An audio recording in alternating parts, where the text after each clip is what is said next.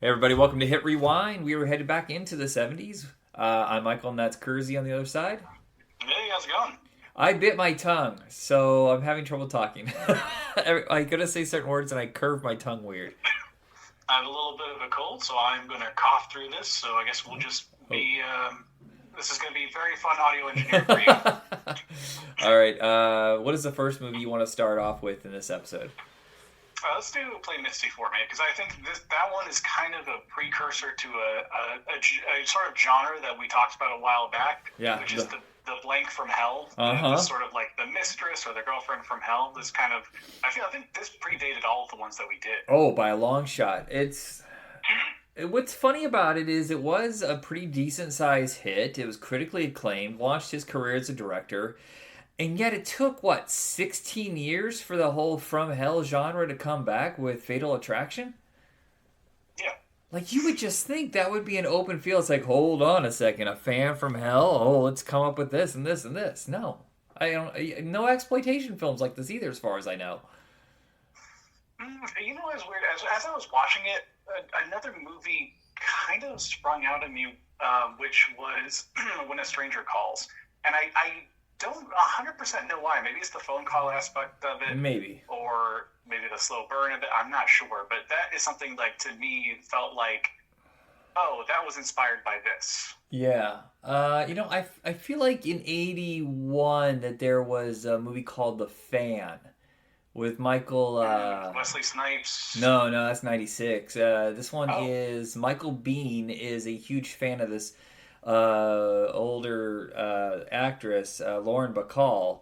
And I've seen it, but I can't remember a damn thing about it, which tells you how good it was. But this really is like the exact pattern that you would see in all these other movies. Hey, it starts off as a seemingly innocent meeting, and getting along or whatever, and then something happens, some sort of turn of events that cements the relationship, but then it doesn't go the way that she or whatever the crazy person wants it to, and then it just goes all horribly wrong. yeah. What I will say about that, I think this one kind of got right, that I kind of didn't appreciate about some of the others that we reviewed earlier, was that she was kind of cuckoo from the start, Yeah. and instead of becoming that, she already was there. He just didn't see it because she was hiding it really well. Well, that So and he wanted the boner, so it's the exactly, but you're like the premise starts is that Clint Eastwood is a radio DJ, and he goes to a bar after his shift, and there's a woman there alone, and he basically tries to pick her up, which he succeeds in doing, and then they start this semi-relationship where he's very much like, this is casual, I want to make sure we understand this, and she keeps saying, oh, I know, and it keeps escalating to a point where it becomes a nightmare. Yeah. But the key difference is that she wasn't at that bar by happenstance. Right. She intentionally was there to get with him from the start. So him hitting on her first was just kind of a coincidence, or she was kind of waiting for him to initiate. The funniest thing about such an odd observation of mine is that this is supposed to be like a young swinging guy, and he's listening to jazz because that's so young and That's how hip. you know he's cool, though. Yeah, he's a cool daddy-o man. Um, Which I, you don't really want to get Clint Eastwood as like the cool jazz guy. It just doesn't fit. it's so weird, but also, do I want to hear him listening to rock and roll? Hey, everybody, that was Jefferson Airplane. No, no, he's got that very cool, raspy jazz voice. I used to live where this was filmed. The restaurant that he comes out of, kind of early in the film, where it has like what do you call it? It's like a tent. What that awning that comes down a bunch of stairs out to the street? I pass that every single day because I used to live in Monterey. Interesting. It was kind of I just kind of fun like seeing some movies filmed where you've been or where you lived or whatever. Like, hey, I remember that and that and that. But Carmel, where a lot of this is filmed, that is one snooty ass fucking uppity town. My God, that's the richest of rich, and but it is beautiful. I'll say that. What I do like about this is that I think this is the only time you see Clint Eastwood scared. Oh, that's true. I guess I didn't really think about that. When he, so it's like a lot of times he's confused, doesn't know how to handle a situation, he's uncomfortable. His resting face is confused. Yeah, and then yes, that's true. But then like there's literally the moment where he wakes up and she's waiting with the knife or whatever for the next 10 minutes. He is terrified, and I was like, holy shit! Clint Eastwood let down his guard to do this. Yeah. I think the only other time I saw him do something completely unusual was a couple years before this. He produced a musical with Lee Marvin called Paint Your Wagon, and no, he cannot sing. I forgot about that. Holy shit. Yeah, it's very expensive, and good lord, neither he or Lee Marvin can sing. I don't know what the fuck they were thinking. I want to say that, like, I feel like since it's sort of the precursor, it does a couple of things right, but unfortunately, because there's so many other movies exactly like this, I don't know. Like, for me, there's not a lot to say that we haven't already talked about. No, it's From Hell. Yeah. But I will say that I think that it almost had a really good ending that I was excited for. So there's a part where after he knocks her out the window, that he goes into the room where his ex-wife or wife, if they're separated, I can't remember at this point, where she is, and then it just holds on the blank door frame. Like, you can't see inside. He just walks in the darkness. Yeah. And it holds for like 10 seconds with nothing. You're like, is she dead? Is she alive? Like, I thought it was going to end right there, and I thought that was brilliant. Mm-hmm. And then he walks out with her, and it's like, oh, okay. I don't know why he had to hold that long. It was almost really cool. Yeah, I think this is kind of like, I feel like he did direct one other movie before this. I might be wrong. But this is the one that everybody noticed, and that kind of guided his career. He started, producing his stuff, directing his stuff, and I think his final film just came out, Juror Number 2. That's a very long career as a director. That's 50 plus years. Yeah, with varying degrees of success. I'm not his biggest fan. No. But Unforgiven is a classic, and I'll give him that.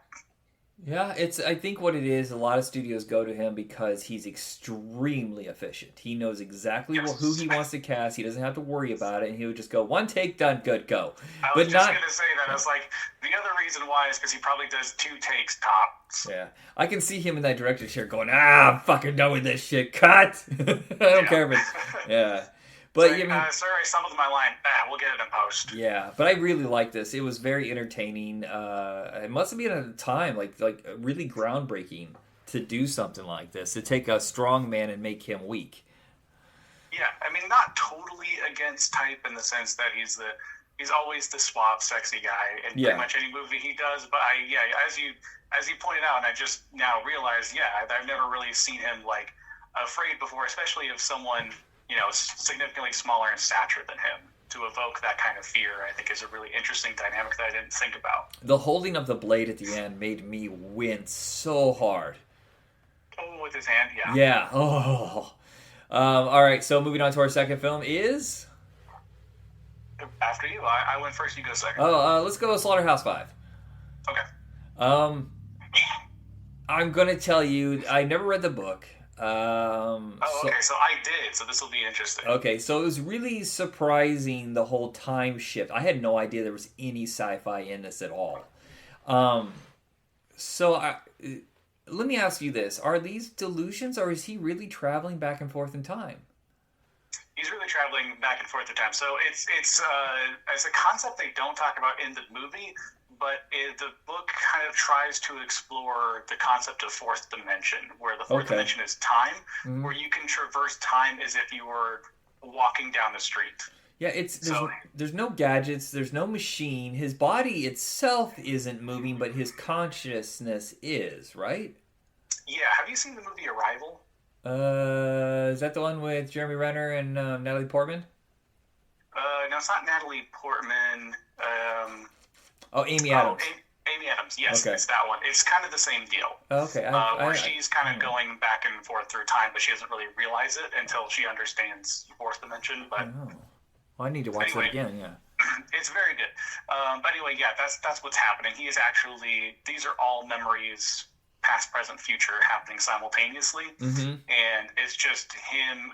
And that's the thing that I actually thought the movie did exceptionally well for me, since I understand that's the point of the movie, is that every scene is always associated with something else. It's always a memory of another memory. So, a picture flash, and one memory transports him to another time where he's having his picture taken, etc. And it keeps bouncing like that back and forth. There's always some sort of association that he's making that he's like, it's impossible for him to slow down. Like, he hasn't mastered this concept yet. So he's just kind of at the whim of his own mind. And I really love that concept. But what triggered it? How did he? Is this just a power he developed? It was something that the alien species sort of gave to him. Gave him that understanding. Okay, so the stuff at the very end of the movie is actually where the whole time travel thing started?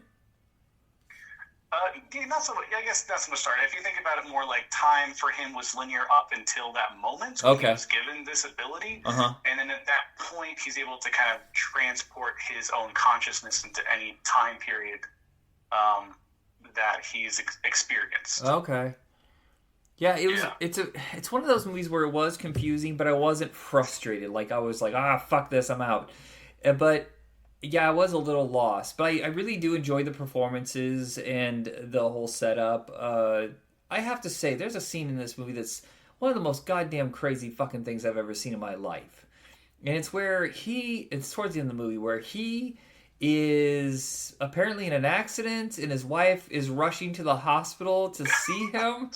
And it is complete and absolute madness, and I couldn't believe that in the middle of this somewhat serious sci-fi drama, the complete madness. That's actually the scene I hated the most, not because of the performance or the idea, but every other scene is associated with his memory because we're seeing him travel through his own time. Yeah. But he wasn't there for that. So why are we watching this? Was it in the book? I don't remember. I read it in high school, so I don't remember that scene specifically. But I just thought,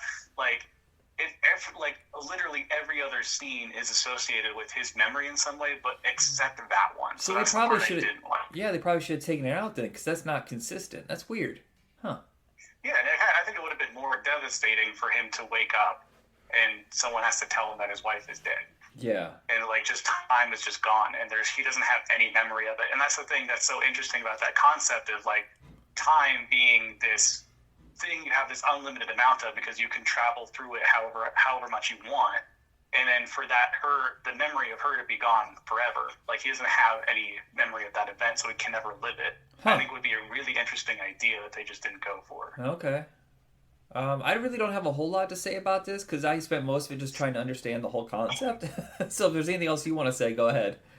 Yeah, I really enjoy all of the war stuff because it's such an interesting kind of the direction they went with it. It was almost comedic in most contexts. It was almost like the absurdity of being in that time period of just absolute devastation and how people react to that. People losing their minds and trying to hold on to what's left. Well, it's the whole thing. The fact that he looks German is confusing to some of the people in the movie too. Oh, you're not German? What the hell? Okay, then I guess I won't stab you. Or going to a precursor of a concentration camp, and there's a bunch of British soldiers put on a show for the new recruits or whatever to their camp. They haven't taken in the immense destructive force of the German army yet. It hasn't dawned in. They see themselves as being prisoners of war, and because of some loophole, they're given access to significantly more food, so they feel like this is a party to them, but they haven't realized what's going to happen. Mm-hmm. Yeah, so stuff like that I thought was fascinating. Or just the absurdity of the guy who's the head of the camp who's going to kind of lead them into the next stage when they go into England before it gets bombed. And he finds some stupid little relic in a bombed out house that's completely untouched. and he just wants to take that home, and they shoot him for that because of theft. Yeah, it's I like, remember that. Yeah, there's yeah. nothing here. Why do you care if he takes that? There's nobody that doesn't belong to anybody anymore. So like, yeah, it's funny. It's devastating. It's a really unique way of looking at it. That kind of reminded me of Catch-22. Yeah, thank you. That's exactly what I was about to say. Yeah, it's like a little more of a comedic approach to it, while also giving it the emotional gravitas that I think it deserves. I just thought all of those scenes were done so well. All right, what is your next choice? Let's go with a Clockwork Orange. Okay. You know how I feel about Kubrick, and I have seen this movie. I saw this in college, and whenever someone asks me about the movies that have changed my life, I always say Clockwork Orange. I had never seen anything like that, and I watched this now, almost 30 years later. I was miserable as fuck for the first half, maybe 3/4. I was so fucking uncomfortable. I know that's the point, but good lord, it seemed like it just dragged, like this repetition of their lives. I guess that was the point too, but I don't know. I just wasn't really into it. Interesting. Can you elaborate a little more on the misery aspect of it? I don't know. It's one of these things where it was very brutal rape, which was very hard for me to take. Multiple scenes of that. Yes, I thought one was enough, but my God, they just kept going with it, and the rampant violence. But also, I actually found the four guys incredibly boring. Them just hanging out and talking shit and drinking milk and hanging around these hoity-toity jackasses in the mild future. And the part where he's brainwashed, it starts to change. I didn't really get interested until he starts to get his comeuppance in that last half hour, and then it's the only cathartic moment of the whole movie. Yeah, I mean, it felt like the last 20 minutes. Yeah, it just felt like it was hammering away at me emotionally, with the ultra violence, but everything other than that was so dull. And I think what Kubrick was saying was that their lives are just fucking dull as shit, and they got to do these insane things to spark it up. Well, Kubrick has also been very critical of his films. I think that's the one he's most disappointed with. I think he didn't. I think if I remember right, he doesn't think he handled the subject matter as well as he should have, and played especially the sexual violence more kind of for laughs than he meant it to be. Yeah, it was meant to be, as far as like how I understood it from watching it, it is sort of almost meant to be a commentary on filmmaking, in a very pretentious way. So like a lot of the sex scenes, consensual or otherwise, are always done to music, usually classical music. Right. And the movements are almost done in a way that it's like a play or performance, like the first scene of the woman being assaulted by their rival gang on like a literal stage. And the way that she moves, almost like pirouetting, when she's like trying to get away from them, like that kind of stuff. I get the vision of what he's going for, but it is just like so visceral and disgusting that I don't really know if your point is coming across when it's this visceral, but I think that is the point of the movie. It is supposed to shock. Yeah. That's the thing about the 70s, is that so many movies, I think back then, were trying to clean the slate of this happy Hollywood bullshit, which, by 78, 79, it's all back the way it was before. But there's like 8 years there where movies had really grim endings and just, kind of a bleak outlook on life through the whole thing. And obviously this hit at the right time. This was a fucking phenomenon. My grandfather went and saw this, for fuck's sake. That's bizarre. Yeah, it's he loves sci-fi, and I don't know if he was told it was like, hey, it's a sci-fi movie, but I can't imagine he came out of that movie okay. No, I don't really know where the sci-fi part comes in. I mean, like, it's a invisible future. Yeah, it's one of those vaguely. The language is so bizarre and strange, and people act very unusually towards each other, that it can kind of be any period of time that they want it to be. Yeah, I just thought it was an alternate universe, not future. Yeah, that would be that. Yeah, that's what I mean. That's what makes more sense. Yeah. Yeah. I mean, I'm a huge fan of this movie. I'm a huge fan of most of Kubrick's stuff. I know most people are. I'm the weirdo that isn't. Yeah, it's difficult to say. I agree with you on a lot of its criticisms. I just think that it's such a unique art piece that I don't really know how to quantify it in terms of like, is it good or not? I don't know. I can't like give a definitive answer. Yeah, and that's what makes it so interesting to me.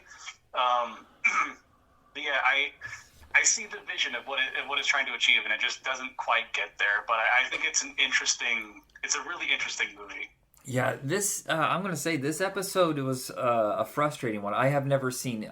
Well, no, I had seen Play Misty for Me. That was the only one I had seen before, like 20 years ago. Other than that, these are all fresh to me, and I was actually kind of bummed. You know, you're told that these are like the greatest movies ever made, and then you watch them, you're like, I don't have. Oh shit, no, I forgot. I saw Clockwork Orange. I just said that in college, but I had absolutely no memory of it.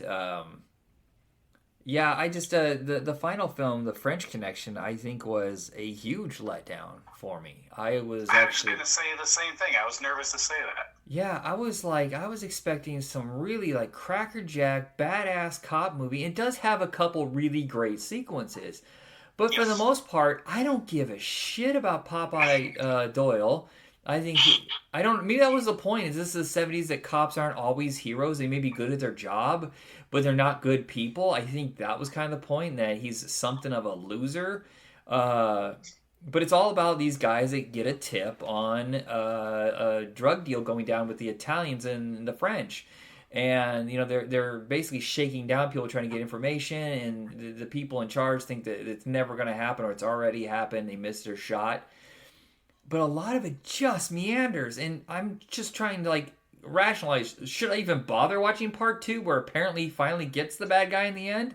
Because spoilers, this doesn't go exactly the way you think it's going to go. Yeah, I do say I do like that aspect of it. That's the only part that felt sufficiently 70s movie to me. Yeah. Was that these cops are not the best and the brightest, as usually cops are shown in movies. Either they're like aces at everything they do, or they're corrupt, and this really walks the line between the two. Yeah. That I thought was really fascinating, and I was hoping they were going to kind of pull on those threads a little bit more, maybe follow up some bad intel, they get lied to and they don't realize it, like stuff like that, to make it a little more like I wanted the real drama to be of trying to get the police chief to believe them. Yeah. And then, have that push and pull of like, no, here's a real lead, and then they go down it and realize it's not real. And they're like, okay, now we actually found the real one. And they're like, you lied to us last time. Like that kind of thing.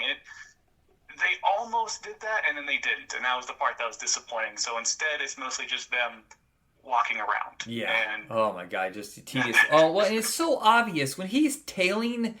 It's like, yeah, why have a guy who looks like, you know, someone sticks out a sore thumb? Who wears a pork pie hat? For fuck's sake, and it's winter, wear a coat. Make something, and he's so obviously following him around. The minute they got to the train station, he should have been, well, my cover's blown, why am I even still trying? But he continues and continues. And while it is a very entertaining scene, watching them kind of cat and mouse each other, hopping in, hopping out, hopping in, hopping out, whatever, I was also like, this is stupid. What do you mean? It kind of went to parody there at the end. Yeah. But again, that was the part that, like, it almost got something right, where it's like the idea that, like, this cop can't properly, like, follow an 80-year-old man without being tricked. Like, he's not the best cop on the force. I mean, if that's what maybe they were telling us and we didn't know it since we didn't see the movie at the time. Maybe Popeye is a fucking dumbass. That's all I can figure. He's just slightly better than a beat cop. I don't know. Yeah, and that's that's kind of where it drops the ball. Where I really wanted that to be the core of the movie. Instead, it kind of tries to be an action movie with like semi-competent heroes, and it's like that's not as interesting. That's not as interesting to me. I think where it really escalated and was really, I got really excited, like really nervous, was the sniper scene. Oh I yeah. think Oh, that was I great. think that really combined those two aspects really well. Yeah, the final sequence where I don't know who was a location scout, but that had to be a shit job trying to find the most disgusting underground. Ugh. But he accidentally shoots someone on his team. And that right there is the interesting, like that's where the movie almost begins for me, and then it doesn't go anywhere. It's like, oh, now this supposedly good cop, this hero cop, shot one of his own. He's got to cover it up or quit. I was like, okay, that's a movie right there. Trying to keep his partner silent, maybe threatening him. I don't know, hiding the evidence. Yeah, it's okay. So near the beginning of the movie, we find out that this cop had like killed uh, his former partner, accidentally shot him during a raid or something. Yeah, and then nothing happens because of that. They're like, oh, we don't trust you because you accidentally killed a guy before, but somehow you didn't get demoted, I guess. We just trust you a little bit less. And then at the end of the movie, it comes back where he does it again. Yeah. And then the movie just ends and nothing gets resolved, and it's just okay. What was the point of any of that then? Yeah, it's like a non-ending. Like I think they stop the drug deal, but they don't get the drug dealers, except for they shoot Tony Lobianco, the Italian guy. The sequel apparently has him going to France, without his badge just to get revenge, and they capture him and they turn him into a heroin addict. And I don't know, it sounds terrible.